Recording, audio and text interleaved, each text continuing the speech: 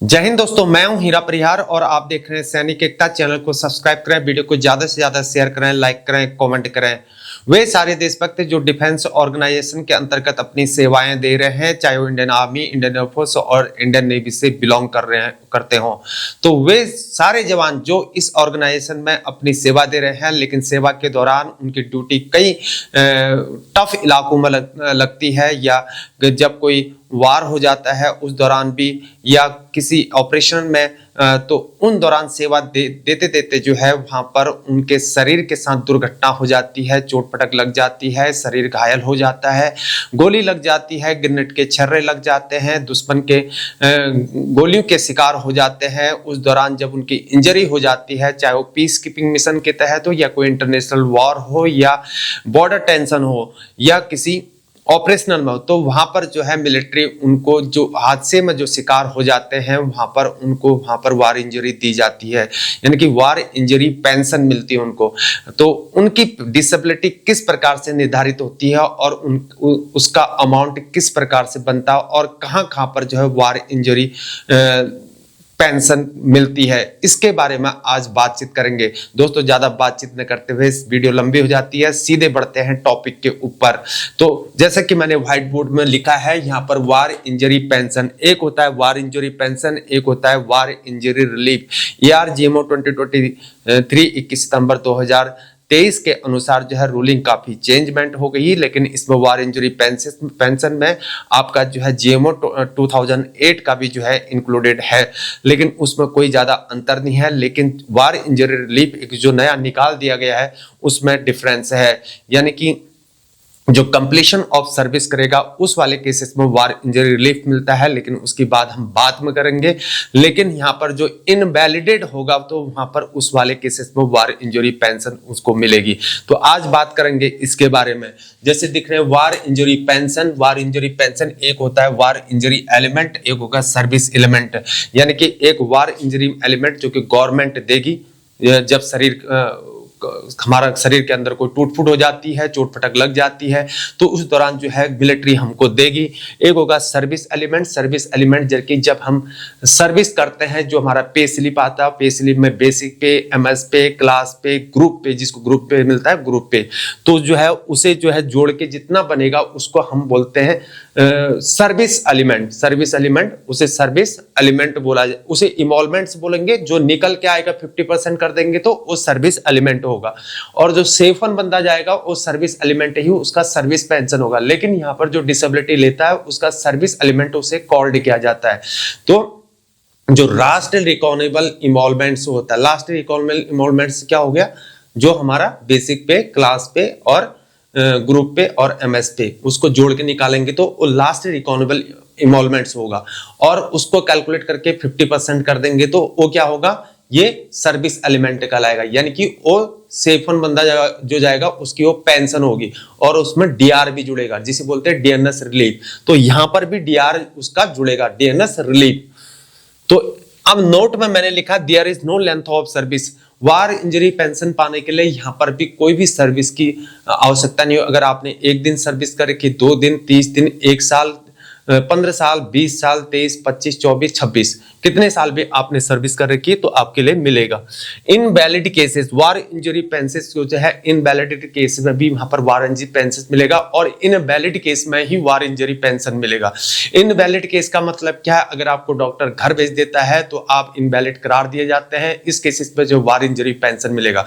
CO shelter appointment नहीं देता है, CO आपको घर भेज देता है, तो उस वाले केसेस में वार इंजरी पेंशन मिलेगा। तो इसको समझना वाला केस है, बहुत मेजर केस में ही CO आपको घर भेजेगा वार इंजरी केसेस में। तो अब आती वार इंजरी BC और बैटल कैजुअल्टी। बैटल कैजुअल्टी क्या होता है, जो ग्लेशियर के अंतर्गत जाता है उसको फ्रॉस्टबाइट भी हो जाता है, उसको बैटल कैजुअल्टी करार दिया जाता है।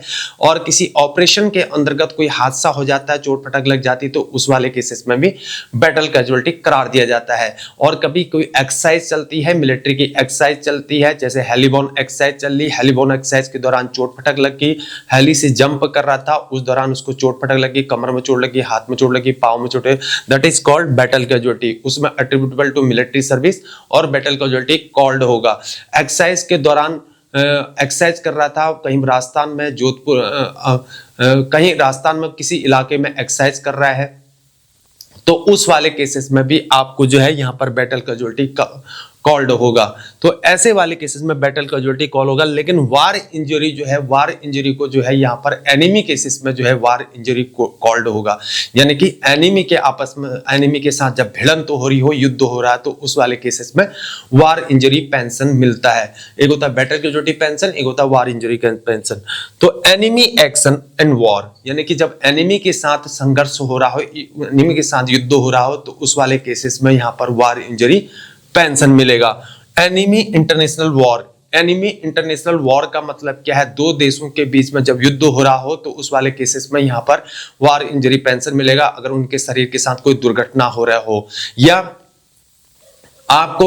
आपकी पोस्टिंग कहीं दूसरी कंट्री में हो गई, यानी कि पीस कीपिंग मिशन के तहत हो गई हो, और वहां पर जो है युद्ध हो रहा हो आपस में, तो जैसे कि सोमालिया चले जाते हैं, इथोपिया जाते हैं, युगांडा जाते हैं, सूडान जाते हैं, तो कॉन्गो जाते हैं, तो इन वाले केसेस में जब आपस में वॉर हो जाएगा वहां की कंट्री में, वहां पर जो है काफी सारे इश्यूज है, सिविल वॉर चल रहा होता है, या साउथ अफ्रीका के अंदर जो है पड़ोसी देश जो है एक दूसरे के साथ युद्ध कर देते हैं, तो उस वाले केसेस में वार इंजरी पेंशन मिलेगा अगर चोट फटक लग जाती है तो उसे बोलेंगे enemy action during peace keeping mission. तो एनिमी के साथ जो है ऐसा युद्ध होता है, तो वहां पर क्या मिलता है? वार इंजरी पेंशन मिलता है, कोई चोट फटक लग जाती तो।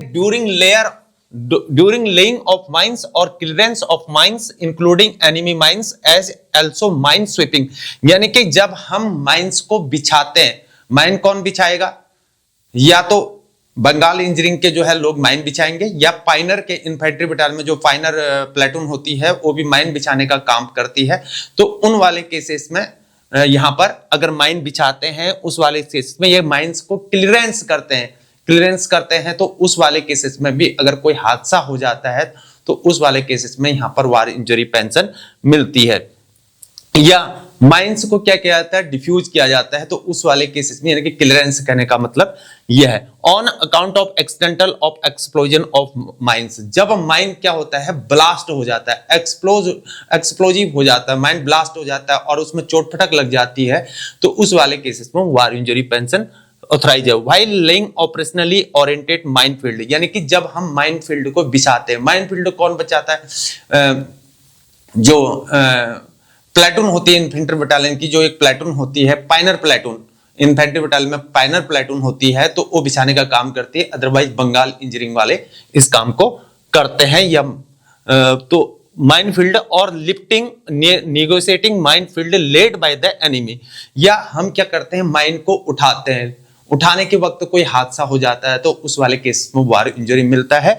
या आउन फोर्सेस इन ऑपरेशनल एरिया में, जैसे जेएंडके हो गया, लद्दाख हो गया, लेह हो गया, नॉर्थ ईस्ट वाला इलाका हो गया, या इंटरनेशनल लेवल पर हो गया, तो वहां पर जो है यहाँ पर ऐसे काम होने पर जो हादसा हो जाता मिलेगा। इंटरनेशनल बॉर्डर और द एलओसी ऑब्लिक लैग, यानी कि लाइन ऑफ कंट्रोल और लाइन ऑफ एक्चुअल कंट्रोल में, यानी कि इंडिया में, भारत में अगर ऐसा ऑपरेशनल एरिया में, यानी कि उस वाले एरिया में, जैसे लद्दाख वाला इलाका है, या सिक्किम ग्लेशियर वाला, अरुणाचल वाला इलाका है, तो जेएंडके वाला इलाका, तो ऐसे वाले केसेस में आपने जेएंडके अगर पोस्टिंग करी है, तो जेएंडके में आप पोस्ट के जब नियरेस्ट होते हैं, यानी कि पाकिस्तान के जब जस्ट बॉर्डर पे होते हैं, तो वहां पर माइन फील्ड का इलाका होता है, तो उसमें साइन लगाई रहते हैं जगह जगह, डेंजर डेंजर डेंजर। तो हमारे जमाने में बहुत समय था कि वहां पर आउट ऑफ बाउंड कर दिया जाता था, यानी कि माइन में अगर गलती से भी चले गए तो वहां पर बहुत बड़ा नुकसान खुद को ही झेलना पड़ता था। तो ये इन चीजों को वहां पर जो है वार इंजरी पेंशन ऑथराइज है। ये जीएमओ 2008 के अकॉर्डिंग भी है और जीएमओ 2023 अकॉर्डिंग भी सेम टू सेम है। देखो यहां पर war injury pension calculation service element में आपको बता, पहली वाली वीडियो में मैंने काफी बता दिया कि सर्विस एलिमेंट किसको कहते हैं, आप पिछली वाली वीडियोस को देख लेना, फिर भी बता देता हूं। सर्विस एलिमेंट जो होगी, सेफ वन बंदे की सर्विस एलिमेंट सर्विस पेंशन होती है, लेकिन डिसेबिलिटी निर्धारित करने के लिए एक सर्विस एलिमेंट होता है, एक डिसेबिलिटी एलिमेंट होता है। सर्विस एलिमेंट और डिसेबिलिटी एलिमेंट को मिला के यहाँ पर डिसेबिलिटी पेंशन बनती है। तो यहाँ पर सर्विस एलिमेंट के 50% ऑफ लास्ट रिकॉनेबल इमोलमेंट रिकॉनेबल इमोलमेंट्स कौन से होते हैं? बेसिक पे, क्लास पे, एमएस पे और उसकी ग्रुप पे, अगर ग्रुप टेक्निकल वाला है तो वो कौन सी, जो लास्ट महीने की जो पे स्लिप होगी उसमें लिखा होगा, तो वही जो है उसको जोड़ के जो बनेगा इतना बन रहा है। मैंने हवलदार रैंक का ले रखा है 42,600, एमएस पे, क्लास पे 600, 450 किसी को मिल सकता है, 48,400 टोटल जुड़ के आ रहा है। तो इस प्रकार से 48,400 50% ऑफ लास्ट इकोनॉमिकल इन्वॉल्वमेंट से, तो 50% यहां से मैंने निकाला नहीं है, 50% यहां निकालेंगे तो यहां नीचे निकाल दे रहे। अगर मैं ऑफ 50% कर देता हूं यहां से 50% ऑफ, तो इक्वल टू करेंगे इसका 50% ऑफ करेंगे तो ये कितना आ गया 24,220। तो 24,220 क्या होगी? ये सर्विस एलिमेंट होगी। और अगर सेफन बंदा होगा तो 24,220 उसकी क्या बनेगी? पेंशन की अमाउंट बनेगी प्लस डीआर। प्लस क्या होगा यहाँ पर? डीआर। डीआर दोनों में लगेगा, जो डिसेबिलिटी लेगा उसको भी डीआर मिलेगा और जो नॉर्मल पेंशन जाएगा उसको भी डीआर। इनको अभी डीआर कितना चल रहा है? 53% चल रहा है। कितना चल रहा है? 53% चल रहा है। तो 53 का कैलकुलेशन जितना करेंगे उतना आएगा। रीजन फॉर डिस्चार्ज क्या होगा? Invalid out of service. उसको इनवैलिड कर दिया, यानी कि सीओ ने उसको घर भेज दिया, यानी कि उसको डॉक्टर ने घर भेज दिया, यानी कि अगर वो हवलदार है और उसकी 22 साल सर्विस है तो उसको घर भेज दिया, तो उस वाले केसेस में इनवैलिड कॉल कर जाएगा। अगर नायब सूबेदार है, 27 साल सर्विस है और उसको घर भेज, अगर सूबेदार है, अगर उसको घर भेज दिया, 15 साल में सूबेदार बन गया और उसको घर भेज दिया, तो उस वाले केसेस में जो है वो इनवैलिड करार दिया जाएगा, तो उसको वार इंजरी पेंशन मिलेगा। अगर 26 साल सर्विस है, सूबेदार है, तब भी उसको घर भेज दिया जाएगा, तब भी उसको मिलेगा। अगर 28 कर देगा तो फिर नहीं मिलेगा, फिर उसको वार इंजरी रिलीफ मिलेगा। अब समझते हैं डिसेबिलिटी क्या है? Attributable to military service, battle casualty या वार इंजरी लिखा हो सकता है, ठीक है ना। और एट्रिब्यूटेबल होगा, एट्रिब्यूटेबल में जिसकी CFI भरी जाती है, कोर्ट ऑफ इंक्वायरी बैठती है। आरएमबी में SST क्या होगा? यहाँ पर मैंने मान लिया 45% SST कर रखा है। मिनिमम डिसेबिलिटी आपको निर्धारित की होनी चाहिए, 19% निर्धारित की होनी चाहिए। जो है ये ब्रॉडबैंड टू 50% होगा, 51 to 75 और 76 to 100% होगा। जो सर्विस एलिमेंट होगा वो मैंने मान लिया 48,400, जो यहां पर था 48,400, ये 48,400 और 50% तो 24,220 यहां पर आया था। प्लस डीआर अगर हम जोड़े 53% तो 12,836.2, इस प्रकार से 24,220 प्लस 12,836 37,056.6, इस प्रकार से राउंड फिगर करेंगे तो 37,057 रुपए होते हैं। तो अगर क्या कहते हैं, ये क्या कहते हैं, अगर सेफन बंदा होता तो उसकी पेंशन इतनी होती, जिसकी बेसिक पे यहाँ पर 42,600 में वो रिटायर हो रहा होगा, तो वहां पर उसकी 37,056 रुपए उसकी क्या बनती?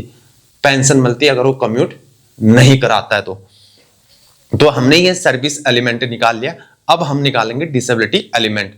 वार इंजरी की जो ऑथराइज है रेगुलेशन 82 एंड 89 पैरा 2008 GMO 2008 का पार्ट 1 पैरा 82 और 89 का उससे ऑथराइज है। और वार इंजरी के एलिमेंट की जो ऑथराइजेशन है regulator 100B, regulation 100B, para 100B और 2008 का पार्ट 1, इस प्रकार से GMO 2008 के अनुसार दोनों एक में है, इसमें डिफरेंस नहीं है GMO 2023 में। सर्विस एलिमेंट्स की बात करें तो बेसिक पे प्लस क्लास पे प्लस MS पे प्लस ग्रुप X पे अगर मिलता है तो, और 42,600 मैंने ले रखी यहाँ पर बेसिक पे, क्लास पे ले रखी 600, 5,200 मैंने यहाँ पर MS पे ले रखा है। इस प्रकार से 48,400 हो गया। और अगर हम इसका निकालते हैं, वार इंजरी एलिमेंट्स निकालते हैं, सर्विस एलिमेंट्स जो 48,400 100% ऑफ 50%, यानी कि जो हमको डिसेबिलिटी निर्धारित की गई है आरएमबी के अंतर्गत, तो 50% हो गया। और 24,200 इस प्रकार से आया। इसमें हमारा डीआर भी जुड़ेगा, जब हम रिटायरमेंट होते हैं तो हमारा डीआर अभी 53% चल रहा है, तो 24,200 इंटू 53 इस प्रकार से 12,826, और 24,200 में 12,826 पढ़ेंगे तो 37,026। तो इस प्रकार से जो है यहाँ पर हमारा वार इंजरी एलिमेंट्स जो है 37,026 टोटल यहाँ पर डीआर लगा के जुड़ के आया। और अगर हम अब वार इंजरी पेंशन की बात करेंगे तो जो हमारा सर्विस एलिमेंट्स बना था, अगर वो सेफन होता तो उसकी सर्विस पेंशन होती, लेकिन यहाँ पर सर्विस एलिमेंट होगा 37,026.6 ये सर्विस एलिमेंट था। सर्विस एलिमेंट 37,056.6, अगर ये सेफन होता तो इसकी बेसिक पे वाली इसकी ये पेंशन होती सेफन की। लेकिन अब डिसेबिलिटी है, वार इंजरी पेंशन है, तो जो वार इंजरी एलिमेंट है 37,026 आया। और 37,056 आपकी सर्विस एलिमेंट होगी, जुड़ के 74,082.66 राउंड फिगर में 74,083 रुपए आ रहा है।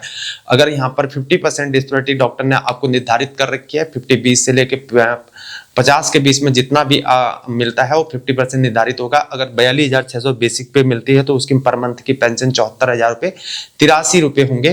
74,083 रुपए यहाँ पर मंथ के हिसाब से इतनी होगी। लेकिन दोस्तों बात वही आती है कि वार इंजरी के अंतर्गत आपको ग्रेनेड के छर्रे लग जाते हैं, शरीर का नुकसान हो जाता है, किसी का हाथ नहीं रहता है, डिसेबिलिटी हो जाती है। बड़ी दुख की बात है, जो फिजिकली फिट अगर घर आता है वो जो है उसके ऊपर भगवान का हाथ होता है, वरदान होता है उसके लिए, तो उसके लिए काफी सारे ऑप्शन होते हैं। फौजी भाइयों के कई टांगे चले जाती हैं, पाँव जो है नहीं रहते हैं, एक पाँव नहीं होता है, तो उनको दुखों का सामना करना पड़ता है। तो ये जो पहाड़ है उसके लिए जो है यहाँ पर मिलिट्री जो है यहाँ पर इन चीज़ों की बेनिफिट देती है। बैटल कैजुअल्टी हो गया, वार इंजरी हो गया, तो इन सभी चीज़ों के लिए ये बेनिफिट देते हैं। दोस्तों आपको मेरा कैलकुलेशन समझ में आ चुका होगा, मैं उम्मीद करता हूँ। अगर कोई भी आपको डाउट है तो कमेंट बॉक्स में आप डाउट पूछ सकते हैं। अगले वाले में जो हम लिबरलाइज पेंशन के बारे में बात करेंगे कि आखिर लिबरलाइज पेंशन किसको मिलती है, उसके लिए क्या क्या यहाँ पर रेगुलेशन रूल्स बने हैं और किन आधारों पर लिबरलाइज पेंशन मिलती है, इसकी हम आगे वाली वीडियो में बातचीत करेंगे और उसको कैलकुलेशन करके समझेंगे। एक रैंक का कोई भी हम बेसिक पे लेंगे उसके आधार पर समझने की कोशिश करेंगे।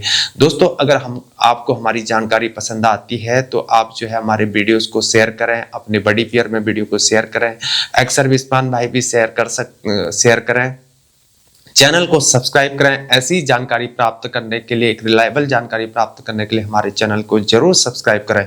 आज के लिए इतना ही। जय हिंद, जय भारत, वंदे मातरम, भारत माता की जय।